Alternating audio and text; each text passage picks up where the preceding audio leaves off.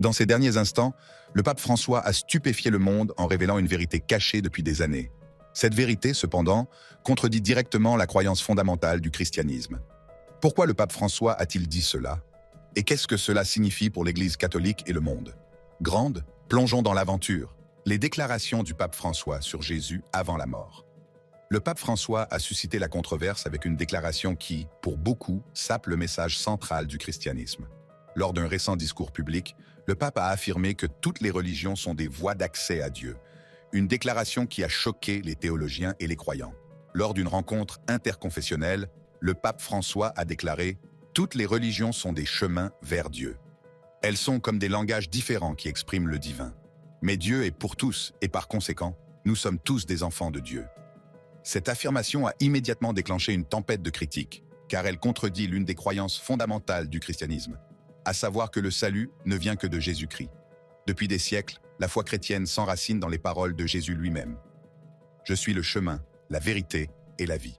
Personne ne vient au Père si ce n'est par moi. » Cette doctrine est le fondement de l'enseignement chrétien, ce qui rend les commentaires du pape non seulement controversés, mais pour beaucoup, carrément hérétiques. L'évêque Joseph Strickland, critique virulent de l'orientation récente du Vatican, a été l'un des premiers à réprimander le pape François. Menninger Strickland s'est exprimé sur les réseaux sociaux, exhortant les croyants à prier pour que le pape réaffirme que le Christ est la seule voie de salut. « Nier cela, c'est le renier. Si nous renions le Christ, il nous reniera. Il ne peut pas se renier lui-même, a-t-il averti. Le pasteur Greg Laurie s'est fait l'écho de ses sentiments, rappelant à ses fidèles que le christianisme n'est pas simplement une option parmi d'autres, mais qu'il est le seul vrai chemin. La déclaration du pape a également alimenté les inquiétudes selon lesquelles le Vatican dérive vers une théologie universaliste, diluant l'exclusivité du sacrifice du Christ. Les critiques soutiennent qu'une telle perspective non seulement contredit les Écritures, mais sape la Grande Commission, dans laquelle Jésus ordonne à ses disciples de faire de toutes les nations des disciples en les baptisant en son nom. Ce n'est pas la première fois que le pape François est accusé de brouiller les pistes théologiques. Ses commentaires passés sur des questions telles que l'avortement et le changement climatique ont souvent suscité des divisions au sein de l'Église. Cependant, cette dernière affirmation touche au cœur de la doctrine chrétienne. Si toutes les religions mènent à Dieu, pourquoi le Christ a-t-il dû mourir? Certains affirment que les propos du pape ont été sortis de leur contexte et qu'il ne faisait que mettre l'accent sur le dialogue interconfessionnel. D'autres pensent qu'il remodèle délibérément l'enseignement catholique pour l'aligner sur une vision du monde moderne et plus inclusive. Quelle que soit l'intention, les conséquences sont profondes. Le pape occupe l'une des positions les plus influentes de la chrétienté mondiale. Ses paroles ont du poids et, lorsqu'elles contredisent les Écritures, elles risquent d'égarer des millions de personnes. L'Église est aujourd'hui confrontée à un moment crucial. Va-t-elle rectifier le tir et réaffirmer le rôle exclusif du Christ dans le salut? Ou va-t-elle poursuivre sur la voie de l'ambiguïté théologique? La réaction du clergé de haut rang au sein du Vatican ne fait qu'ajouter à la tension. Certains sont restés silencieux, tandis que d'autres ont prudemment suggéré que les paroles du pape François devaient être interprétées dans un contexte plus large.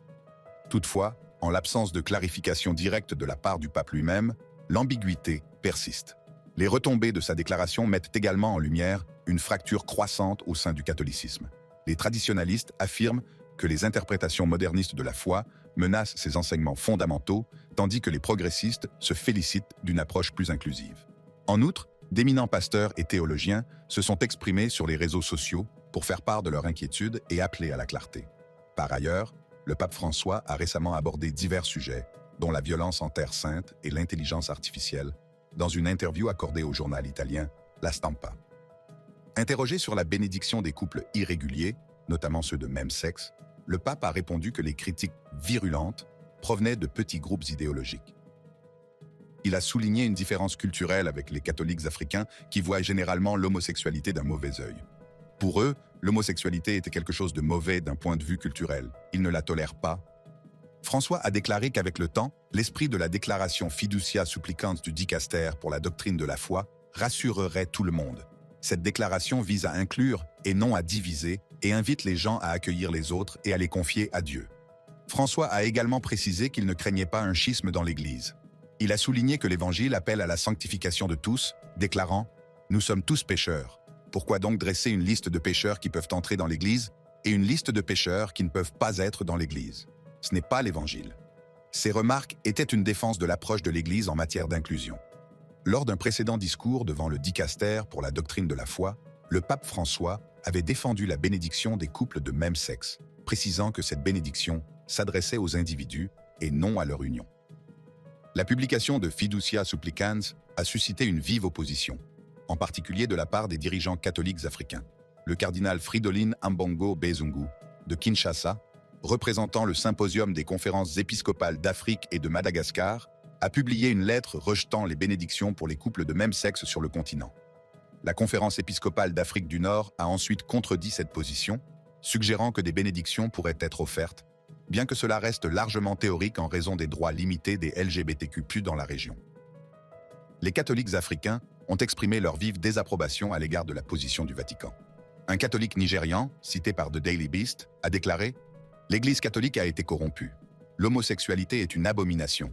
Et nous, Africains, ne participerons pas à un tel sacrilège. » Les rapports ont révélé que la lettre du CM a été rédigée après que M. Ambongo ait recueilli les réactions de diverses conférences épiscopales africaines. M. Ambongo a raconté une conversation avec le pape François, au cours de laquelle ce dernier a semblé attristé par les réactions mondiales. Le pape François l'a orienté vers le cardinal Victor Manuel Fernandez du Dicaster pour la doctrine de la foi, ce qui a conduit à la création d'un document qui a ensuite été soumis au pape.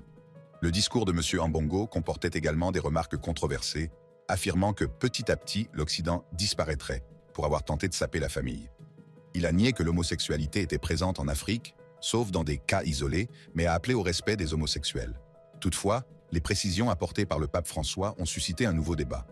Bien qu'il ait souligné que la bénédiction s'adressait à des individus et non à des unions, de nombreux critiques estiment que ces remarques ont amplifié le problème au lieu de le résoudre. John Allen Jr., rédacteur en chef de Cruc, a fait remarquer que les militants LGBTQ+, qui considéraient initialement la Fiducia Supplicans comme une avancée, pourraient être déçus par la tentative du pape d'apaiser les critiques. De même, les critiques conservateurs soutiennent que la bénédiction des couples homosexuels implique une approbation, quelle que soit l'explication du pape. En outre, au cours de sa tournée aux États-Unis, le pape François s'est adressé aux paroissiens de la cathédrale Saint-Patrick de New York, faisant une déclaration provocatrice. Cette déclaration a soulevé des questions chez les chrétiens qui considèrent le sacrifice du Christ comme la victoire ultime et non comme un échec. En d'autres termes, beaucoup considèrent la croix comme le triomphe sur le péché et la mort, et les paroles du pape semblent donc contradictoires avec cette croyance. Jimmy Akin, de Catholic Answers, explique que le message du pape reflète une perspective humaine. À l'époque de Jésus, les gens attendaient du Messie qu'il mène une rébellion triomphante contre les Romains, qu'il restaure l'indépendance politique d'Israël et qu'il règne à Jérusalem en tant que roi davidique, explique Jimmy Akin. Jésus n'a fait aucune de ces choses. Du point de vue de la plupart des gens de l'époque, en fonction de ce qu'ils attendaient du Messie, il ressemblait à un révolutionnaire politique raté. Cependant, Akin affirme que, du point de vue de Dieu, le Christ a rempli son objectif. Alors que la mort de Jésus semblait être un échec d'un point de vue mondain, elle était en fait la voie du salut. Au-delà de cette homélie, le pape François a continué à faire la une des journaux et à alimenter les débats, en particulier parmi les catholiques. Récemment, le Vatican a confirmé une rencontre entre le pape et Kim Davis, une greffière du Kentucky connue pour son refus de délivrer des licences de mariage gay. Lors de leur rencontre, le pape François a encouragé M. Davis à rester ferme, un message qui résonne avec les paroles qu'il avait prononcées précédemment à la cathédrale Saint-Patrick. Le pape a également exhorté les fidèles à relever les défis avec grâce. Je sais que beaucoup d'entre vous sont en première ligne pour relever les défis de l'adaptation à un paysage pastoral en évolution. Il a poursuivi.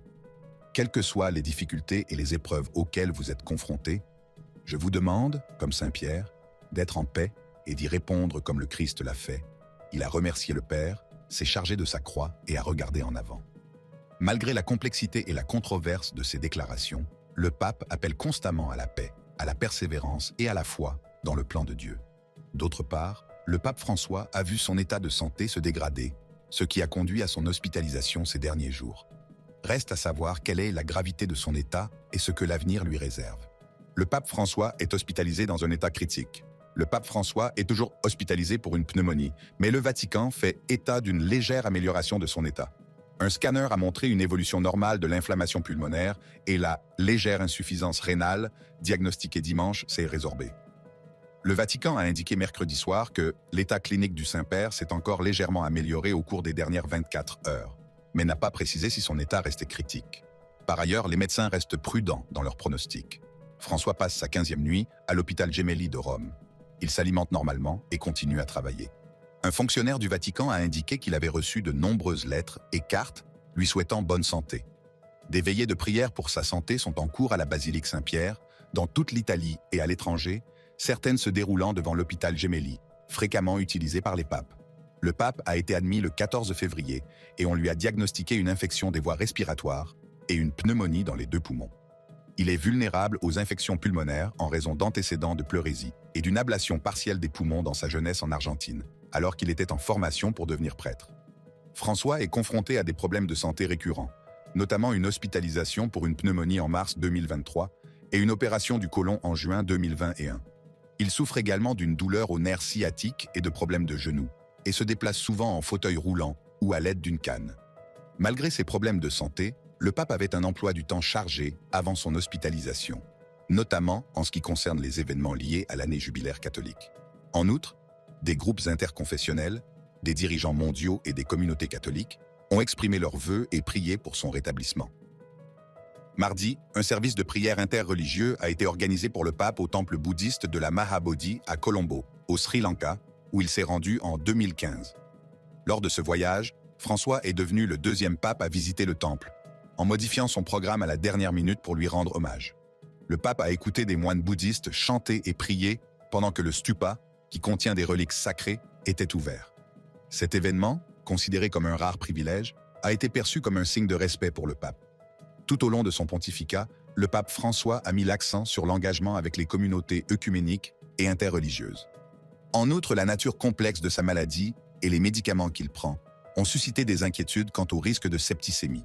Le patriarche œcuménique Bartholomée de Constantinople a été l'un des premiers à offrir ses prières, écrivant une lettre manuscrite pour souhaiter au pape un retour rapide à ses fonctions importantes et sacrées. L'imam Yahya Sergio Yahé Pallavicini, de la Mecque, a salué en François un champion du dialogue entre chrétiens et musulmans, tandis que Noémie Di Segni, président des communautés juives italiennes, l'a qualifié de point de référence essentiel pour le dialogue interreligieux et l'ensemble de l'humanité. Des évêques et des cardinaux catholiques du monde entier ont également offert des prières. Le cardinal Béchara Boutros Pierre Raï, patriarche d'Antioche des Maronites du Liban, a publiquement prié pour le pape, demandant que le Seigneur l'aide et lui accorde la guérison. Le patriarche latin de Jérusalem, le cardinal Pierre Battista Pizzaballa, a appelé les fidèles à s'unir dans la prière pour la santé du pape, les exhortant à se rassembler comme une seule famille dans la foi. Les catholiques chinois se sont joints à la prière et au jeûne pour le rétablissement de François. Le site web xind.org, une référence clé pour les catholiques chinois, a suivi de près l'état de santé du pape et publié les mises à jour du Vatican. Le site a encouragé des prières quotidiennes pour sa santé et a publié une prière du père jésuite James Martin, demandant la grâce divine pour aider le pape à se rétablir. Bien que ses visites aient été limitées en raison de son état de santé, le Premier ministre italien Giorgia Meloni a rendu visite au pape le 19 février, avant sa crise respiratoire.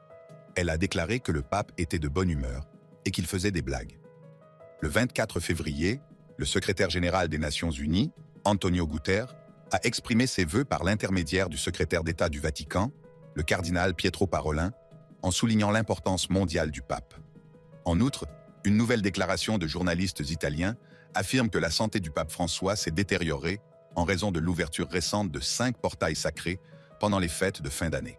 Cette déclaration a suscité une vague de spéculation et d'inquiétude sur diverses plateformes de médias sociaux, en particulier après qu'un article du New York Post a attiré l'attention sur l'implication du pape dans un rituel qui a suscité une vive controverse.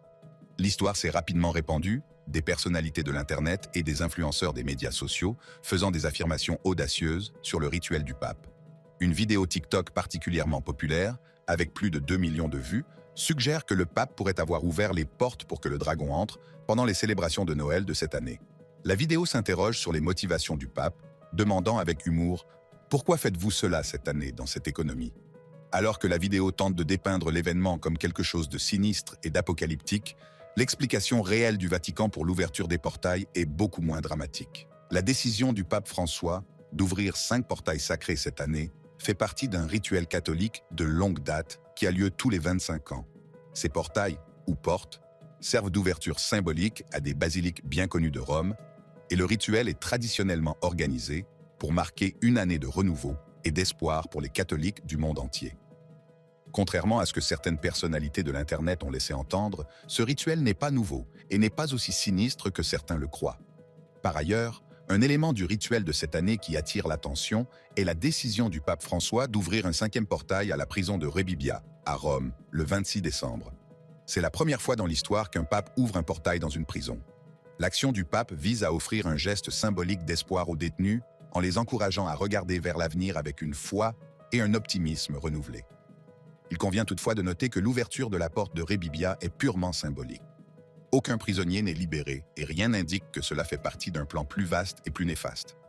Malgré la nature relativement inoffensive du rituel, certains ont poussé l'idée des portails trop loin, spéculant que ces actions pourraient être liées à quelque chose de beaucoup plus sombre. Un aspect particulièrement dramatique de la théorie est la mention de la soi-disant tombe de Lucifer sous le Vatican. En effet, il existe une nécropole située sous la basilique Saint-Pierre, et dans cet ancien cimetière, il y a une tombe nommée Lucifer. Cependant, il est important de noter qu'il ne s'agit pas du diable, comme beaucoup peuvent le supposer. Il s'agit plutôt d'une référence à un personnage historique ou d'un graffiti ancien. La montée des théories du complot autour des actions du pape n'est pas nouvelle. Historiquement, l'Église catholique a fait l'objet de nombreuses théories, alimentées par sa longue histoire, ses rituels complexes et le profond mystère qui entoure certaines de ses pratiques. L'une de ces théories tourne autour d'une idole démoniaque au Vatican, qui a attiré l'attention des théoriciens de la conspiration. Cette idole fait référence à une grande sculpture moderne située dans la salle d'audience Paul VI, qui représente la résurrection de Jésus. La salle, où le pape tient ses audiences hebdomadaires, est devenue le point focal de ces théories, non seulement en raison de la sculpture elle-même, mais aussi en raison du design de la salle, que beaucoup associent à l'imagerie du serpent. La sculpture, qui mesure 1,80 m sur 1,80 m, a suscité de nombreuses théories en raison de son aspect inhabituel. Certains pensent qu'elle représente Baphomet, la divinité qui aurait été adorée par les Templiers et qui est aujourd'hui souvent associée à l'occultisme, à l'art de la culture pop et au symbolisme des Illuminati. Les adeptes de la conspiration affirment que, vue sous le bon angle, la forme de la sculpture reflète la tête de Baphomet, qui ressemblerait à un bouc. Que se passera-t-il si le pape François décède soudainement? Qui sera le prochain pape?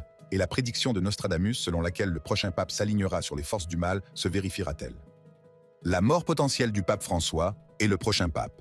Si le pape décède, ses funérailles auront lieu dans les 6 jours et son corps sera exposé dans la basilique Saint-Pierre. Un conclave, au cours duquel les cardinaux se réunissent pour élire un successeur, débutera au moins 15 jours après la mort du pape. Le cardinal Kevin Farrell, chambellan du Vatican, sera le premier à confirmer le décès du pape en prononçant 3 fois son nom à son chevet. Ensuite, le bureau et les appartements privés du pape seront scellés, et son anneau papal de pêcheur sera retiré et brisé à l'aide d'un marteau. Le corps du pape sera revêtu d'une robe rouge et d'une mitre blanche et placé dans la basilique Saint-Pierre pendant 3 jours. Contrairement à la plupart de ses prédécesseurs, le pape François a exprimé le souhait d'être enterré dans la basilique Sainte-Marie-Majeure à Rome et non dans la grotte située sous la basilique Saint-Pierre. Le conclave sera composé de cardinaux âgés de 80 ans ou moins. Actuellement, 138 des 252 cardinaux sont habilités à voter. Les cardinaux seront enfermés dans la chapelle Sixtine, où ils seront isolés du monde extérieur jusqu'à ce qu'un nouveau pape soit choisi à la majorité des 2/3. Dans le passé, les conclaves ont duré des semaines ou des mois, mais celui de 2013, après la démission du pape Benoît XVI, n'a duré qu'une journée. Si aucun pape n'est élu après 2 semaines, les cardinaux peuvent opter pour un vote à la majorité. Le conclave commence par une messe appelée Pro Eligendo Romano Pontifici, pour l'élection du nouveau pape. Les cardinaux entreront dans la chapelle Sixtine après avoir chanté la litanie des saints et l'hymne Veni Creator. Chaque cardinal prêtera serment de discrétion avant de voter. Chaque cardinal inscrira son choix sur un bulletin de vote portant l'inscription « J'élis le pape suprême ». Les bulletins seront placés dans une urne en argent et en or, et les résultats seront comptés. Les changements apportés par le pape Jean-Paul II en 1996 ont introduit 3 récipients pour contenir les bulletins de vote. Un pour les votes généraux, un pour les cardinaux malades qui votent depuis leur lit, et un 3e pour conserver les bulletins après le dépouillement. Les catholiques du monde entier observeront avec impatience la fumée noire qui s'échappera de la chapelle Sixtine pour indiquer qu'aucune décision n'a été prise, tandis que la fumée blanche signalera l'élection d'un nouveau pape. Une fois le nouveau pape élu, le cardinal protodiacre annoncera « Nous avons un nouveau pape ». Il sera demandé au nouveau pape élu s'il accepte l'élection et quel nom il prendra. Ensuite, le nouveau pape revêtira la soutane blanche et se présentera au balcon pour s'adresser aux fidèles. Par ailleurs, Pietro Parolin, le secrétaire d'État du Vatican, est le favori pour succéder au pape François. Les sites de Paris donnent à Parolin une cote de 4-1 pour être le prochain pape. En tant que partisan d'une Église mondiale décentralisée, Parolin partage une vision politique similaire à celle du pape François. Ses opinions progressistes, telles que le soutien à la communion pour les personnes civilement remariées dans certains cas, s'alignent sur l'approche de François. M. Parolin a également indiqué que le célibat des prêtres pourrait faire l'objet de discussions. En ce qui concerne la bénédiction des couples de même sexe, il a souligné que le changement devait être fidèle à l'Église tout en permettant un progrès dans la continuité. Cependant, il a fermement déclaré en octobre 2023 que l'ordination des femmes à la prêtrise n'était pas négociable. Malgré les qualifications du cardinal Pietro Parolin, sa candidature a été entachée de controverses, notamment son implication dans un investissement raté qui a entraîné des pertes importantes pour le Vatican. M. Parolin a été associé à un scandale impliquant un fonds immobilier londonien dirigé par l'homme d'affaires Raffaele Mincione, qui a entraîné une perte de 18 millions d'euros pour le Vatican. Les efforts déployés pour sortir de la transaction, tout en conservant une participation dans la propriété, ont échoué lorsque le courtier Gianluigi Torzi a prétendument trompé l'Église en prenant le contrôle de la propriété. Lorsque la propriété a finalement été vendue, le Vatican a perdu environ 140 millions d'euros, dont une grande partie provenait de dons. Alors que certaines personnes ont été inculpées pour des délits financiers, notamment pour détournement de fonds et fraude, M. Parolin n'a jamais été inculpé, bien que l'on rapporte qu'il était au courant de la transaction. Par ailleurs, un tribunal britannique a ordonné au Vatican de divulguer des textes et des courriels confidentiels entre M. Parolin et l'archevêque Edgar Peña-Parra, les deux plus hauts responsables de la secrétairerie d'État. Cette décision est liée à un procès intenté par Raffaele Mincione, qui fait partie des 10 personnes inculpées dans le procès du siècle du Vatican. M. Mincione, qui opère principalement au Royaume-Uni, a intenté une action en justice en 2020, affirmant que les poursuites engagées par le Vatican avaient porté atteinte à sa réputation. Dans un premier temps, le tribunal britannique avait décidé de retarder l'affaire jusqu'à la fin du procès du Vatican, mais il est revenu sur cette décision en 2022. M. Mincione, ainsi que son fonds Athena Capital, ont demandé l'accès à une série de communications entre M. Parolin et M. Peña-Parra, principalement liées à l'achat controversé d'un ancien entrepôt de Harrods à Londres, un point central de l'accusation en cours. Les équipes juridiques ont demandé l'accès aux messages échangés via des plateformes telles que WhatsApp, Signal et Telegram. En réponse, les avocats du Vatican ont soumis une déclaration du père Carlos Fernando Díaz Paniagua, arguant que les communications sont protégées par le secret pontifical et que toute violation serait considérée comme un péché grave. En outre, l'implication de M. Parolin dans l'accord sino-vatican controversé conclu avec Pékin a suscité de vives critiques, notamment en raison de la perception d'une collaboration avec un régime communiste répressif. Cet accord, qui permet au gouvernement chinois de nommer des évêques sans l'approbation du Vatican, ce dernier conservant un droit de veto, doit être renouvelé en octobre 2025. Cet accord entaché de secret a fait l'objet d'un examen minutieux de la part des groupes de défense des droits de l'homme et des membres de l'Église catholique romaine, notamment en raison des antécédents de la Chine en matière de répression religieuse. Sous la présidence de Xi Jinping, la Chine a intensifié la persécution des groupes religieux, notamment des Ouïghours et d'autres minorités. Le gouvernement a détenu des millions de personnes dans des camps, s'est engagé dans une surveillance de masse et a tenté d'effacer les cultures minoritaires. Alors que le Vatican s'apprête à renouveler l'accord avec Pékin, Xi entame un 3e mandat sans précédent, consolidant encore son pouvoir. Son administration remodèle les religions en Chine, obligeant les églises à promouvoir la loyauté envers le parti plutôt que la foi et exigeant que toutes les institutions religieuses arborent des drapeaux nationaux et s'alignent sur l'idéologie de l'État. Malgré ces abus, le Vatican a défendu l'accord, le pape François le qualifiant de diplomatie et d'étape nécessaire pour maintenir la présence catholique en Chine. Toutefois, la position du Vatican a suscité des inquiétudes après l'arrestation du cardinal Zen en mai 2022, un défenseur des droits de l'homme qui avait été arrêté pour avoir soutenu les manifestations en faveur de la démocratie à Hong Kong. Les responsables du Vatican, dont le cardinal Parolin, ont minimisé cette arrestation, soulignant l'importance des relations entre le Vatican et la Chine. En décidant de renouveler cet accord, le Vatican risque d'approuver tacitement les politiques de Pékin et de se rendre complice de violations des droits de l'homme. Toutefois, il est encore temps pour le Vatican de faire pression en faveur d'un accord transparent qui respecte les libertés religieuses et plaide pour la libération des dirigeants ecclésiastiques détenus, tels que le cardinal Zen. En outre, des experts suggèrent que l'astrologue français Michel de Nostredame, connu sous le nom de Nostradamus, pourrait avoir prédit la mort et le successeur du pape François. Nostradamus, souvent qualifié de prophète de malheur, est considéré par certains comme ayant prévu des événements mondiaux majeurs tels que le grand incendie de Londres, l'ascension d'Adolf Hitler, les attentats du 11 septembre, la pandémie de Covid-19 et le tremblement de terre du jour de l'an au Japon l'année dernière. Dans son livre de 1555 intitulé « Les prophéties », il a prédit des guerres, des pestes, des catastrophes naturelles, des assassinats politiques et bien d'autres choses encore. Récemment, certains ont établi un lien entre les prédictions de Nostradamus et l'état critique du pape François. Dans l'un de ses écrits, Nostradamus a déclaré « Par la mort d'un pontife très âgé, un Romain d'âge mûr sera élu. On dira de lui qu'il affaiblit son siège, mais il restera longtemps assis et en activité mordante. » Il ajoute ensuite « Dans la dernière persécution de la Sainte Église romaine, il y aura Pierre le Romain, qui fera paître ses brebis dans de nombreuses tribulations. Et quand ces choses seront terminées, la ville aux 7 collines sera détruite, et le juge redoutable jugera son peuple. » La fin. À New York, dimanche, le cardinal Timothy Dolan a reconnu que les catholiques étaient unis au chevet d'un père mourant. Notre Saint-Père, le pape François, est dans un état de santé très, très fragile et probablement proche de la mort, a déclaré M. Dolan, ajoutant qu'il espérait et priait pour que François se remette sur pied. La santé déclinante du pape a suscité des questions sur les plans de succession de l'Église catholique. Toutefois, certains sceptiques s'interrogent sur le caractère surprenant de la prédiction de Nostradamus, soulignant qu'il n'est guère choquant qu'un pape âgé soit remplacé par un Romain en pleine force de l'âge. Si vous avez aimé regarder cette vidéo, continuez à l'explorer en cliquant sur l'une des cartes de votre écran pour découvrir d'autres vidéos passionnantes comme celle-ci.